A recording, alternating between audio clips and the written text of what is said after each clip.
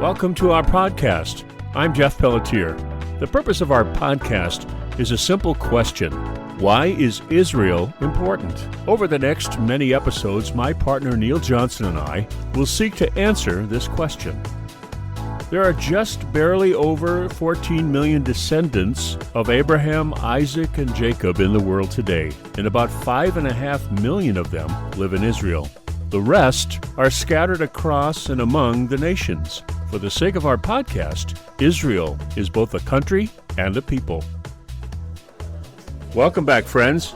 This is Jeff Pelletier along with Neil Johnson, and we are here to talk to you today about Israel. Why is the Middle East important? And as Neil and I have been talking about why Israel is important and what's going on, and we've done some episodes on this, we realize that we're in a war. And there is a war going on. And in a lot of ways, it's a physical war. I mean, just the other day, as I speak to you, there was an American killed by a terrorist in Israel. So there's stuff happening. The Palestinians, who are they? I don't know. Those people are lobbing rockets over at Jerusalem all the time. The security is very, very tight because they're fearful. The Israelites are fearful and on watch to make sure that nobody, comes to harm, and they're doing a great job. But we also know that there's a thing called Gog and Magog that's going to happen down the road. We did Psalm 83. We did a show on that. You can go back and check it, and it hasn't happened yet, and we're going to see that. And there's another Gog and Magog in Revelation we're going to see. So, I mean, this is ongoing, and it's been going for a while. Okay. The present-day Israel was attacked the day after it became Israel. So it's been going for a while. But it's not just a war in the physical sense.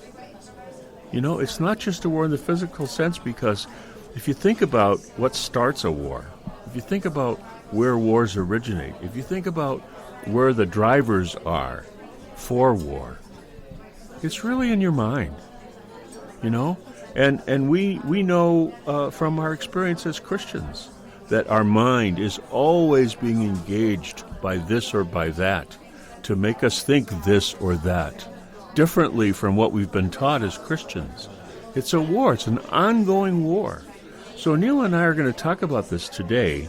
And Neil, you're the one that said, hey, let's talk about this because this is important. And I agree with you. What is it about this battle for our minds? Yeah, so that's a big topic, right, Jeff? So It's a battle for your mind. Scripture's replete with references about fighting to keep your mind.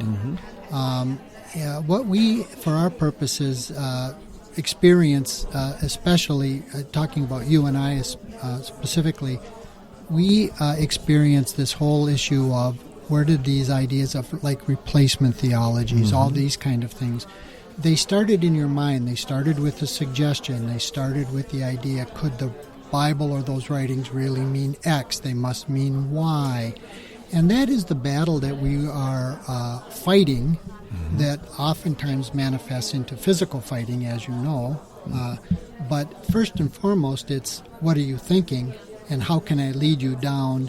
And I'm speaking on behalf of malevolent spirits, of which there are many. Yes. How can I lead you down a path that ultimately you do my bidding because I offer you a suggestion of how to act or think, and you follow through on it. Yeah, and it's. I was just thinking about it, this afternoon about the weapons of this war, right? Right. And to me, the weapons of this war are deception, lies, falsehoods of all types, tricks. Right?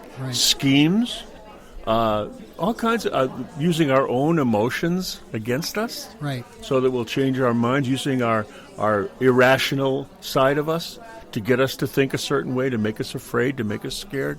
All of these tricks, all of these devices, if you like, are being used between our ears. Yeah, and that's really what we're talking about today. Yeah. That is the battle for your mind. Mm-hmm. What will you think? Will I believe the plain, forthright word as contained in the scripture, the Jewish scriptures? Wow. Or will I not? Will I believe that, or will I believe what somebody else tells me? Exactly, which Right? at the very first encounter with a malevolent spirit in the garden, he said, indeed, has God really Did said? he really say Did he really you would mean die? that? And that's what we face in our day. He didn't say that, did he? Indeed, is a restored Israel really part of God's ultimate plan? Yeah. Really? Did he? I mean, I know it says it in the Bible that he kind of said he would, but isn't that the church?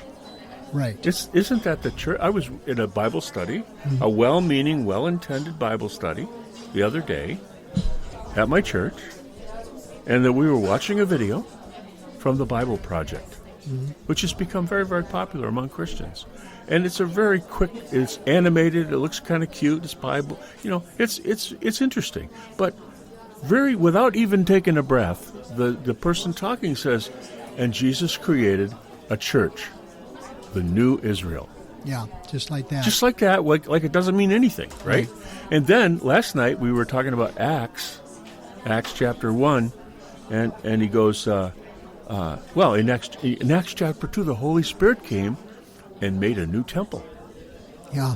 A new temple. And the new temple is us. We're temple. We're the new temple.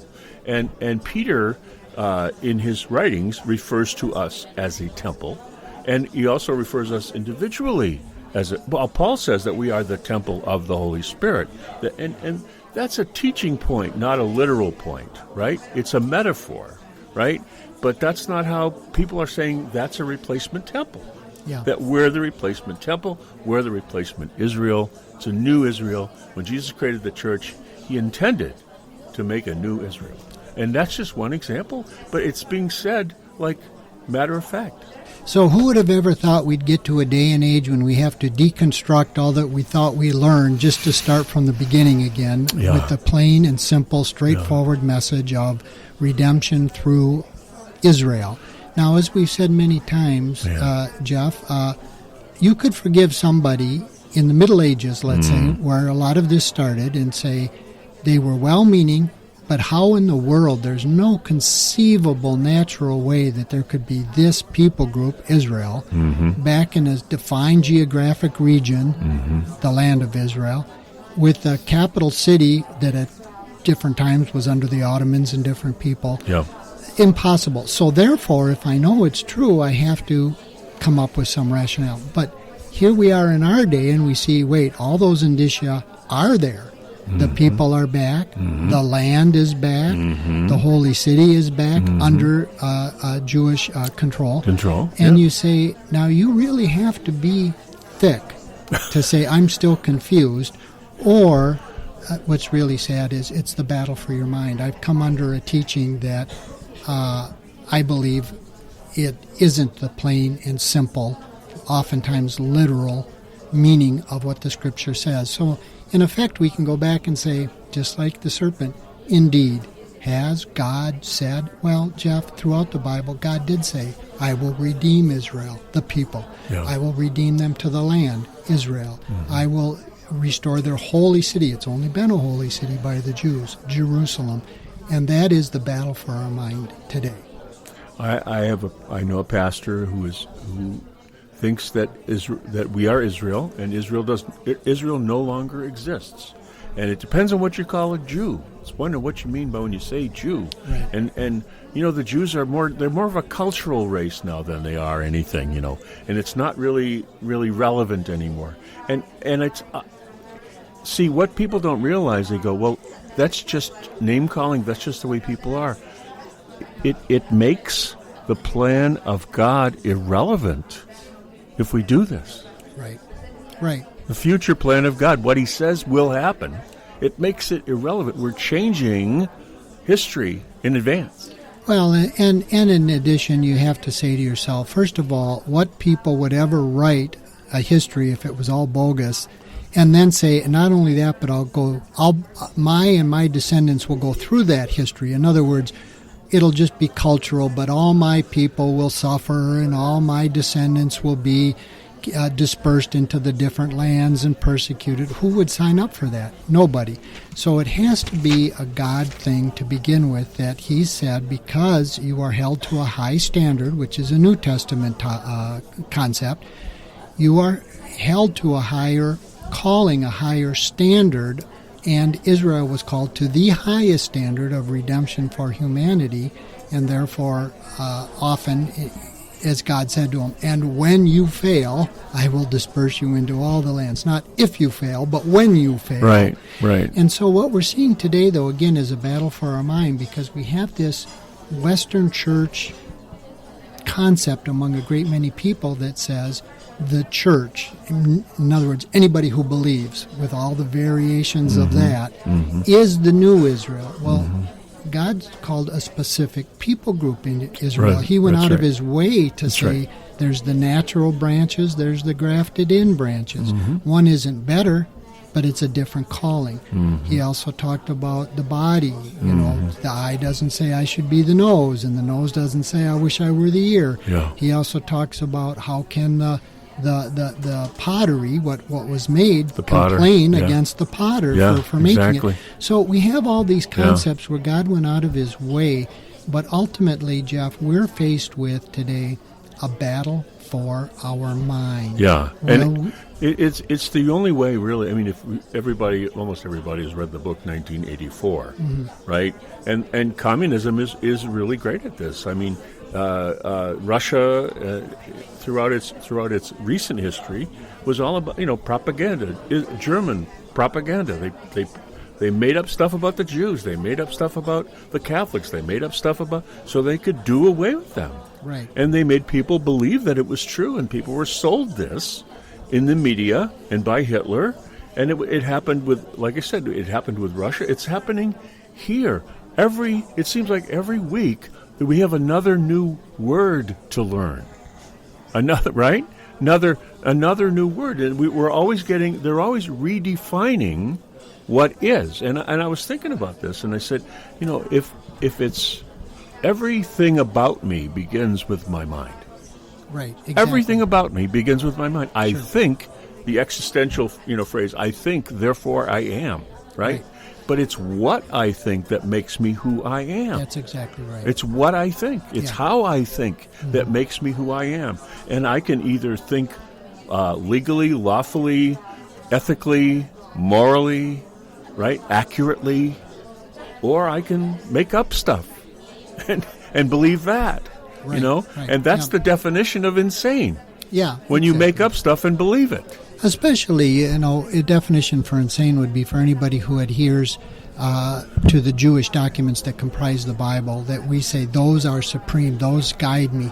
Well, unambiguously, Yeah. over and over and Yeah. over, many different ways and Yeah. times, Yeah. God says, I love forever the people of Israel, Yeah. even when he Yeah. chastises them. Yeah, even when he gets mad at it. That's Even right. when he Yep. sometimes leads them to destruction Or exiles them. or exiles Causes them to be exiled. and persecuted by the people who are not a people, That's exactly because right. they weren't even redeemed yet. Yep. So we have this contradiction going on, but you're right when you say, but it all starts in your mind. It does. Wait, will I succumb my preferences, my thoughts, my biases to God, Yeah. or will I continue and just use these nice sounding terms, God, the Bible, heaven, whatever the Right. concept is, to make my point, Yeah. because it's my preference. But God went out of his way again, and we're speaking to our audience who says, wait, I really would like to get as close to the bedrock as I can. Yeah, God close says to the it's bedrock. all about Israel. Yeah. Israel That's right. is the redemption of That's the right. world That's through right. Israel, and that's where the Messiah right. ultimately comes back to. If he were done with the Jews, why in the world would the Messiah, Jesus, come back, according to our theology, come back, as we think he came once already, to Jerusalem? It's a nonsensical idea. Wouldn't he have come to, let's say, Rome, if you're a Catholic? Wouldn't he have come to some other, Colorado Springs, Tulsa, some other great city of America, or some other city of the world, if it were just the church? Wouldn't he have gone to Seoul, where they have this mega church of, Lord knows now, 100,000 people? No, why would he say, I'm going back to where it started, Jerusalem, with my brothers, Israel? So again, it's a hard thing for some people, not for everybody, but for some and for a great many people who quite frankly, which is amazing, never thought about it. But the idea that Jesus brings everything to completion. In other words, we use the term full circle. He started here, it ends here. Acts said in the same way you see him go, it's the way he will come back. And where does he go and come back to? Who does he go and come back to? His people, his land, and his holy city. Yeah. So it's all about a battle. What are you going to believe? Do you believe that's true, or are you going to believe, I knew a Jew once and he bothered me, so therefore I'm against him, or I'm against all the things that modern Israel does. Yeah. So therefore I went on a tour, and it was led by this really nice Palestinian guy, and he told me all this stuff, and I believe it because he was a nice guy. Because he was a nice guy. You know, more and more, I think, Neil, that's a good point. I think more and more people believe other people because they're nice to them. They're nice to them. And it's not about what they say or whether it's accurate or true. It's they were nice to them. Truth is become a byproduct. Yeah. It's not the standard, right, unfortunately, with many people, and that is, if you tell me a lie but tell it to me nicely, I will believe it. Yeah, but if you tell me the truth but you tell it to me harshly, I will reject it. Yes. And where we're talking about here, though, is not necessarily harsh or mean. God pointed out he's got a plan. He does have a plan. The only person he ever spoke really harshly to, seemingly, that we can definitely point out examples, is these malevolent spirits who are unrelenting for what you think and do. Therefore, if I think a certain way, I'm going to act a certain way. And God pointed out to them, he told them, Jesus, be quiet. Yes. God, whether it was Jesus or whatever manifestation in the first rebellion, told the serpent, right, that spirit, he said, forevermore you crawl. Crawl in your belly. He had no time for that. Yeah, right. So that's what we face with today, and I would rather hear the truth, even if it sounds something different than what I wanted, harsh maybe, versus somebody who's lying to me, and the end is definite death, but it's nice. You know, sanity is a dedication to reality, what truly is. And I look at reality as that which is really real. It's really real. It's not my perception of it. It's really real. And that's hard to prove. I mean, it's important, I think, and you and I each have our own methodology for this, but the point is we have a methodology. We have a canon, a measuring stick that we each use to tell if something is true or not. And most people don't look at truth like that. You know, truth became subjective in the 70s and 80s and 90s, and now now we have a generation of them where truth is what I say it is. Well, it's what I think it is. A common word for that is that's your truth. Yeah. That's not my truth. Yeah. So, and Jesus said, I am the truth. Right. Yeah. That's a big deal, right? He's saying, I'm real. I'm really real. Right. Everything about me is really real. You can trust in me, And he said, believe in me and also who sent me. And the whole point of it is, Jesus is saying, these are things you can count on. They will not let you down. They will not abandon you. He said, I will never abandon you. But to me, it's boiling down to faith. What do I believe? Right. Sure. What do I trust in? And if I put my faith in falsehood, it's going to do me in. Now, there's evidence for what we're saying here in the Bible, right? And we're going to talk about that right now, if that's okay, right? Sure, yeah. So let's just read the verses that we have here that I think are powerful. And what I'd like to do is, read one of them, and then you read another one, and you can talk about it if you want or not, and we'll talk about each one. But they're very good verses, and they're not all repetitive. They're different, but they're about the same idea. And if God didn't care about our minds, Neil, why would He give us this treasure here that we're about to discuss? Right. Okay. So this is from Paul's letter to the Philippians. Okay, and at the end of the letter, close to the end of the letter, he says, "Finally, brothers, whatever is true, whatever is honorable, whatever is right, whatever is pure, whatever is lovely, whatever is admirable, if anything is excellent or praiseworthy, think on these things. I love this passage so much that it's on my phone, on my smartphone, and it pops up every day, so that I'll remember to think on these things. Right, because otherwise it's too easy to be disabled, if you will. It is. If you don't have some canon. Right. This is a canon. This is a way of thinking rightly. Mm-hmm. If you think about what's true and honorable and right and pure and lovely and admirable, you're going to be okay. Well, you're not going to be deceived as easily. Right. Right? Exactly. And if you think about it, really, what is true? What ultimately is honorable? What ultimately is right or pure or lovely? Yes, occasionally humans can reach some of those ideals or close to them.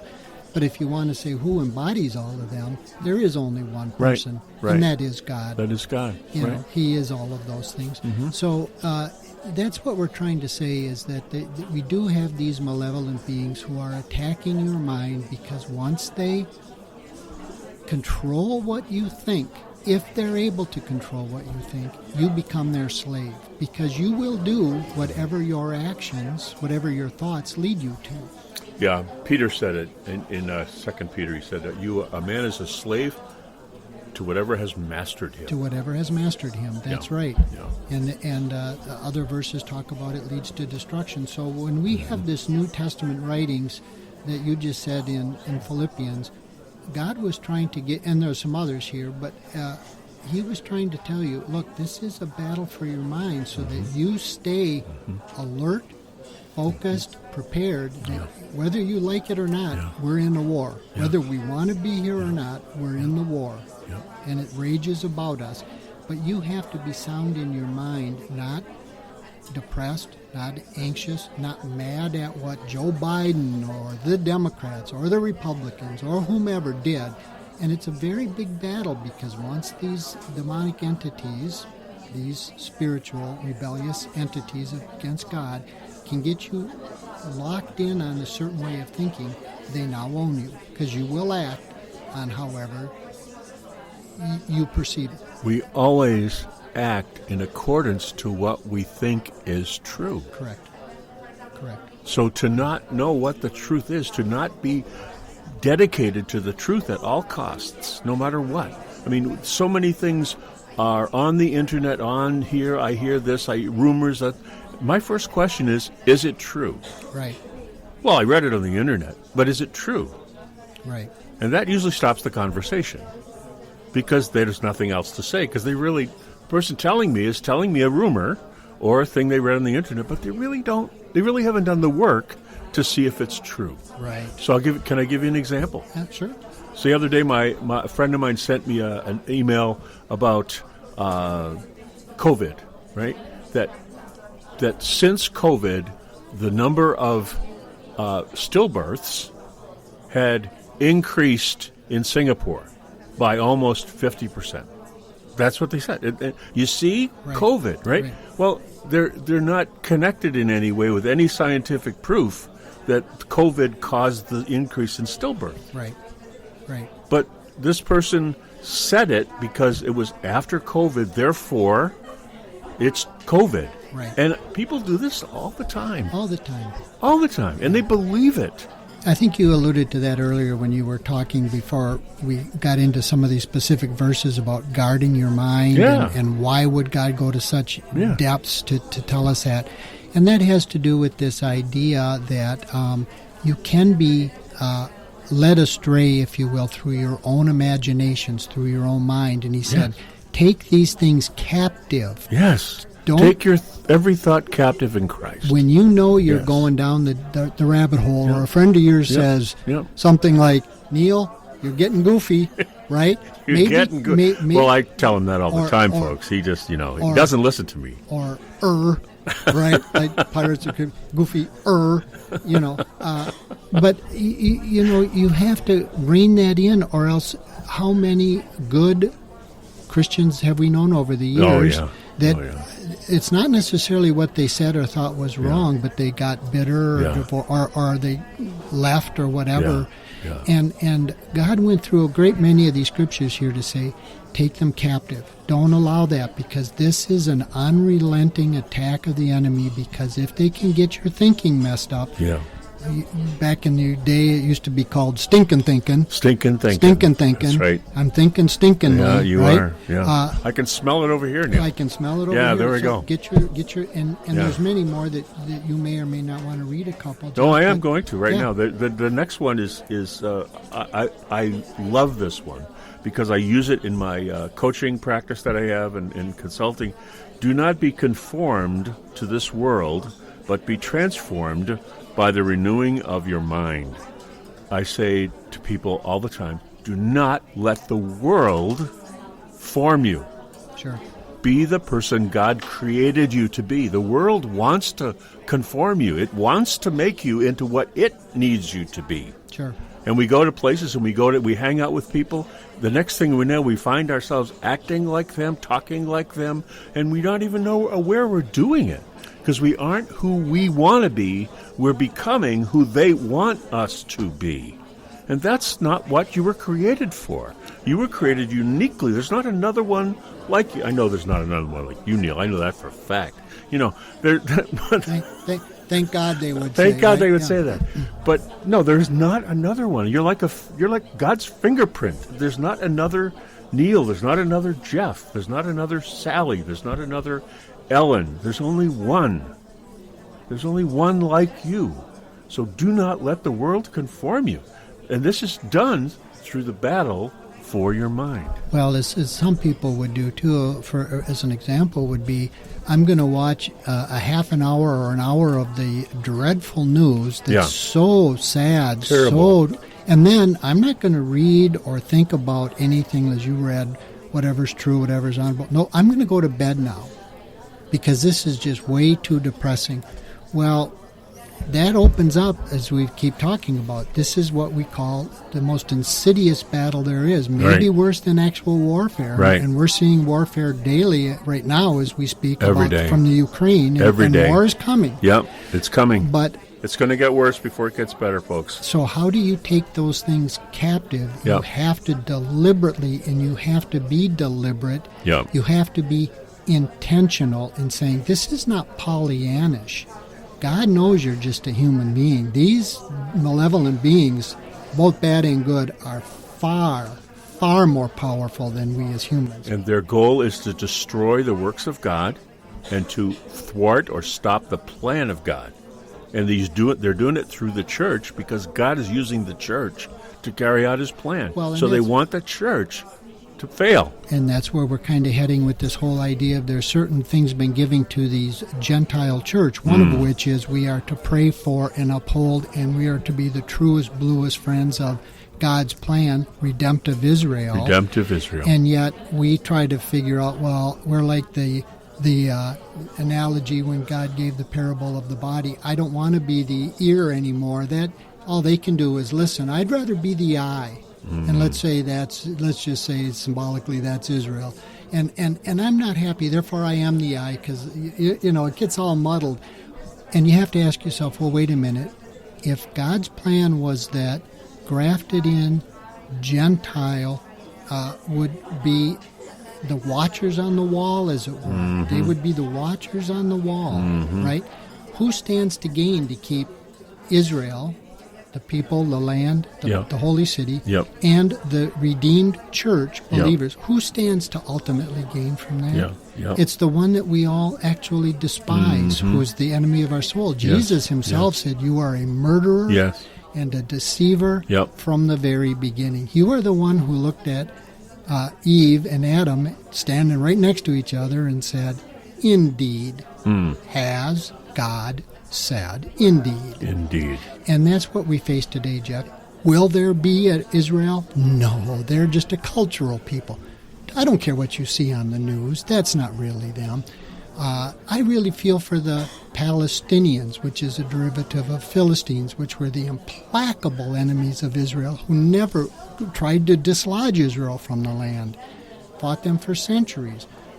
That's the same They even say we're descendants of the Philistines, the original, right? So that spirit, that sense is, we watch it on the news today, and you have these entities that only stand to gain, saying to the redeemed of God, Gentiles, indeed.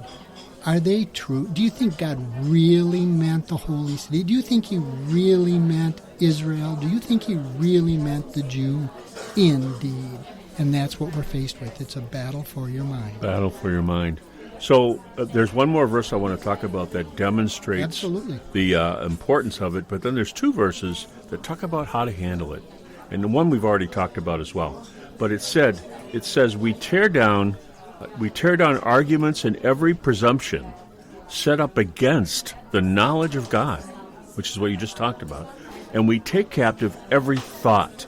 We take captive every thought. We capture every thought to make it obedient to Messiah or Jesus. Okay, and so that's got both a warning in it and a remedy in it. So these we're supposed to test arguments. We're supposed to test presumptions. We're supposed to defend the knowledge of God and take our thoughts captive, not to destroy them, to examine them and say, and I'm going to the first verse, is it true?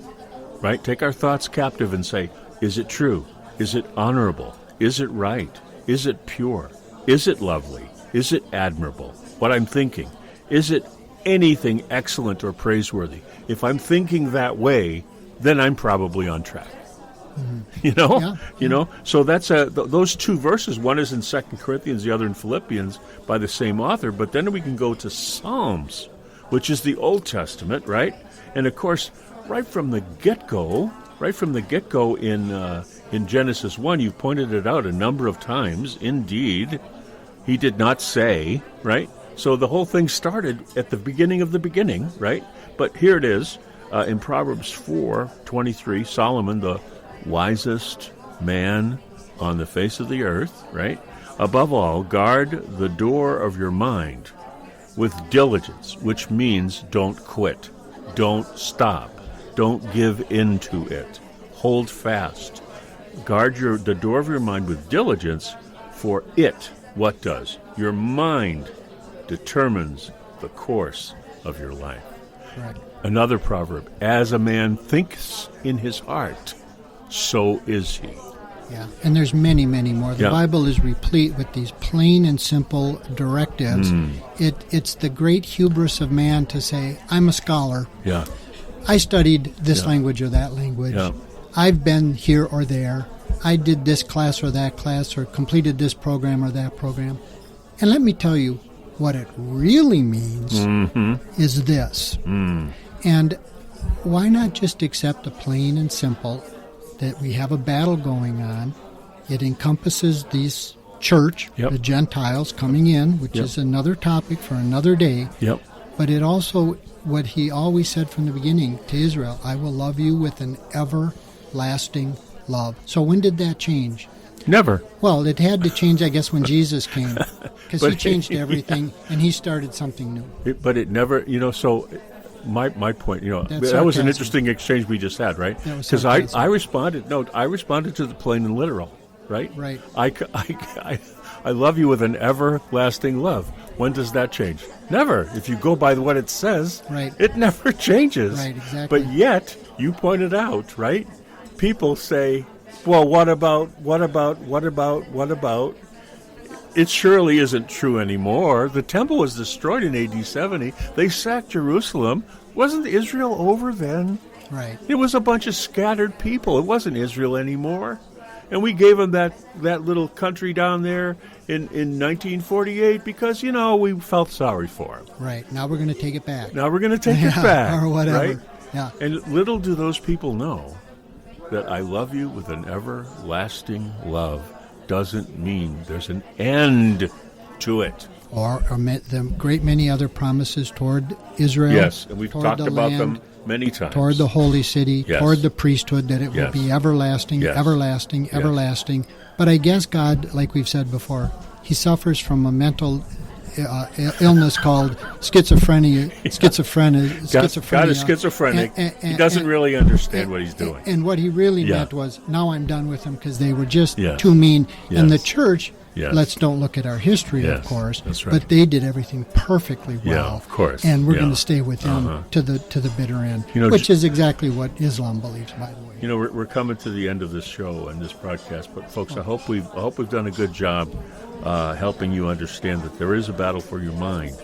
And I'm going to end with this quote from Jesus, Yeshua HaMashiach, the Messiah himself said. He said, "If you follow my teaching, you will know the truth, and the truth will set you free." This has been a great discussion for this episode of Israel. Why is the Middle East important?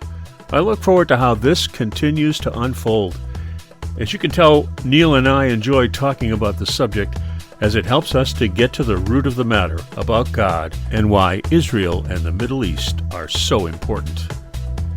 Thank you for listening to this podcast, and we would love to hear from you.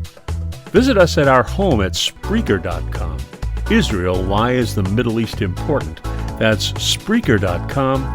Israel, why is the Middle East important? And you can find us on Facebook using that same title. And you can email us at whyisthemiddleeastimportant@gmail.com. That's whyisthemiddleeastimportant@gmail.com. Love to hear from you.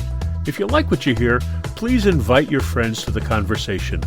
One thing Neil and I always say to each other is, I don't know. Because the only way we know is to not know. Once you have it all figured out, you stop learning.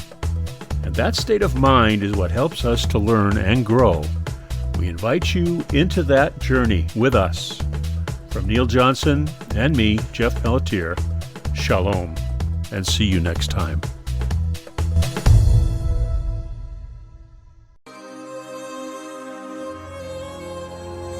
יברכך אדוני וישמרך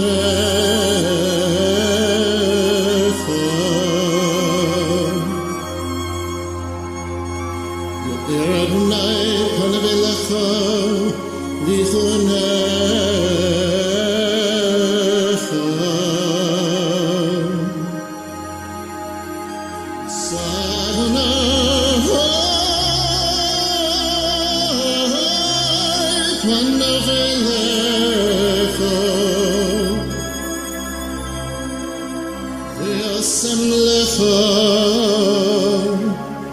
Shalom.